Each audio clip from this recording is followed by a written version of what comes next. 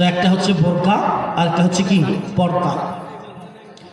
আল্লাহ পাক বলতেছেন, বান্দারে দুনিয়া জমিনের মধ্যে আমি তোমাকে পর্দা করার জন্য দুনিয়া জমিনের মধ্যে বলেছি। তোমাকে আমি বেহায়াপনা অবস্থায় চলাফেরা করতে বলিনি, যেভাবে ইচ্ছা সেভাবে চলতে বলি নাই। আমার নবীর যে তরিকা রয়েছে, আমি আল্লাহ পাক রব্বুল আলামিনের যে হুকুমত রয়েছে, সে হুকুমতের উপর চলার জন্য আমি আল্লাহ পাক রব্বুল আলামিন তোমাদেরকে হুকুম দিয়েছি। বলুন সুবহানাল্লাহ।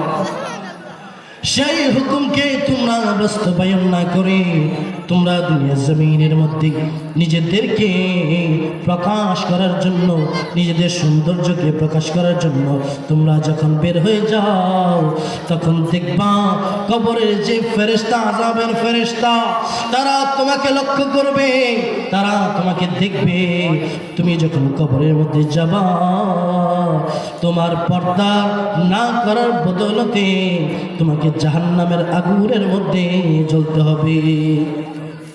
পর্দা না করার কারণে জাহান্নামের আগুন কি করতে হবে? জ্বলতে হবে। এখন কেমন পর্দা করব? যদি আমরা বর্তমান সোসাইটি, সমাজের মধ্যে যদি আমরা দেখি, যখন বিয়ে যখন আসে, অনেক নারীরা বিভিন্ন ধরনের পোশাক আশাক, সাজসজ্জা সহ বিভিন্ন জিনিস দিয়ে যখন উপস্থাপন করা হয়, কেনাকাটা যখন করা হয়, তখন একজন বান্ধবী আরেকজন বান্ধবীকে বলে, বান্ধবীরে চল বিয়ের অনুষ্ঠান যে যত সুন্দর করে সাজতে পারি আমরা বিয়ের অনুষ্ঠানের মধ্যে সেজে যাব। বিয়ের অনুষ্ঠানে কি করব? সেজে যাব। আপনি আপনার সৌন্দর্য প্রকাশ করতে পারবেন কার কাছে? আপনার স্বামীর কাছে। কার কাছে? আপনার স্বামীর কাছে। সেই সৌন্দর্য আমরা বর্তমানে প্রকাশ করছি কোথায়?